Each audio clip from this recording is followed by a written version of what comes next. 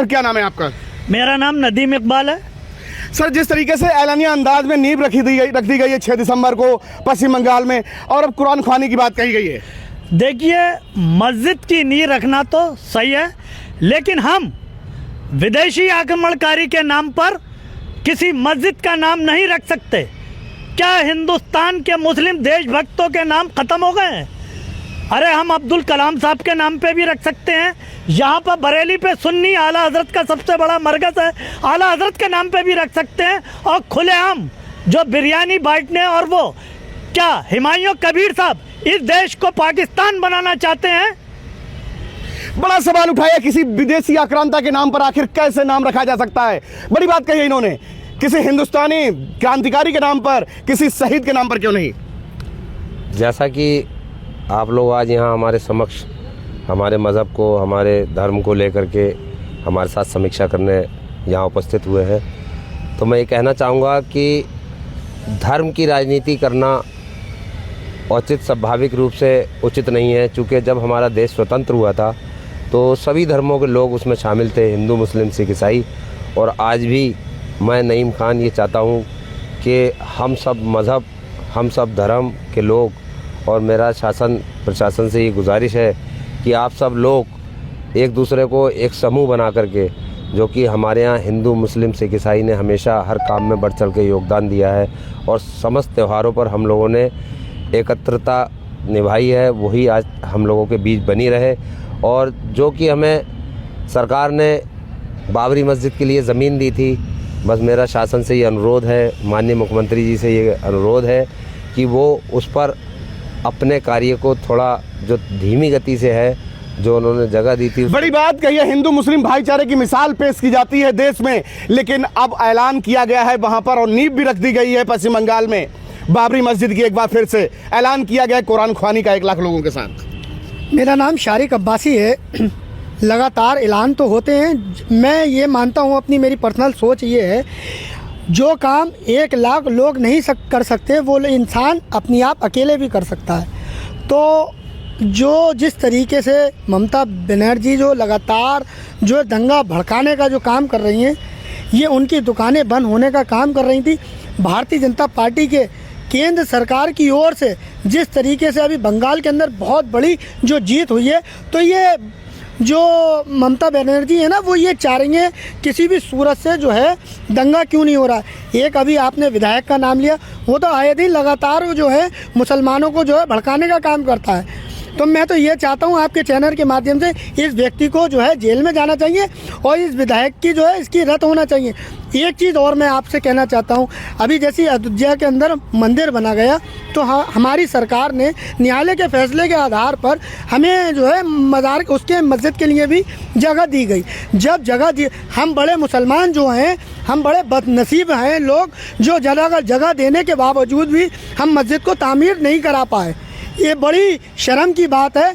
जब एक तरफ मंदिर बना तो हम उसका बहुत स्वागत करते हैं, लेकिन जो बाबरी मस्जिद का जो नाम है अयोध्या में राम मंदिर बनने के साथ ही दफन हो गया था, तो अब इसको क्या उकसाया जा रहा है, क्या किया जा रहा है इसका जो नाम लेकर के? ये केवल गुमराह करने का काम कर रहे हैं। मैंने क्या, हिंदुस्तान के अंदर एक इतना शानदार माहौल बना हुआ है, तो वो माहौल कैसे खराब हो? मगर वो विपक्ष के लोग ये नहीं समझ रहे। देश के अंदर लोकप्रिय प्रधानमंत्री मोदी जी जिस तरीके से हिंदू मुस्लिम एकता को बनाना, अखंड भारत बनाने का सपना जो देख रहे हैं, तो उसके अंदर हिंदू भी हैं, मुस्लिम भी है, सिख भी हैं, ईसाई भी हैं, सारे लोग हैं। तो केवल ये गुमराह करने का काम कर रहे हैं। मैं आपके चैनल के माध्यम से कहना चाहता हूँ, ऐसे चोटों को जो है इनकी जगह जो है ना खुला छोड़ने की नहीं है, इनकी जगह जो है जेलों में बंद करने का। बिल्कुल, हुमायूं कबीर को जेल भेजा जाए। टीएमसी की जो प्रमुख हैं ममता बनर्जी, वो आग से खेल रही है एक तरीके से। क्या नाम है आपका?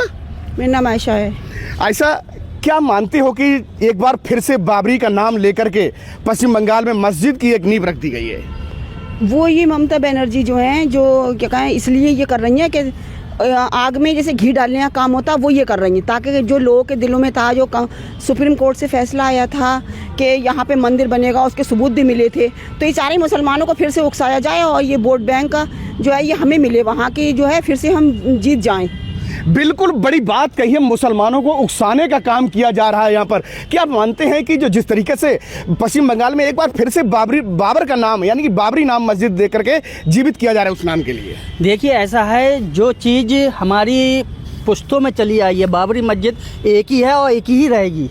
ये नहीं है कि हम वहाँ पे बनवा के उसका नाम रख दें। हम चाहते हैं कि वहाँ ना रख के जो बाबरी मस्जिद है उसका वहाँ ही होए। वहाँ पे बनाने की क्या ज़रूरत है? मस्जिद रखी गई है, नहीं रखी गई, बहुत बढ़िया चीज़ है। हम चाहते हैं आपको वहाँ से जो भी मिल रहा है वो खाली हमारे उत्तर प्रदेश, हमारे योगी मोदी जी के लिए परेशान करने के लिए उन्होंने ये चीज़ करी है। बड़ी बात कही है, ममता बनर्जी मुख्यमंत्री योगी आदित्यनाथ का लिए हो या फिर प्रधानमंत्री नरेंद्र मोदी के लिए हो, परेशान करने के लिए, यानी कि जो विकास की यात्रा है उसमें बाधा बनने की कोशिश की जा रही है। क्या मानते हैं आप? देखिए, ये 1 लाख आदमी और बिरयानी बांटने का फैसला, फिर तौकीर रजा में उनमें क्या फर्क रहा?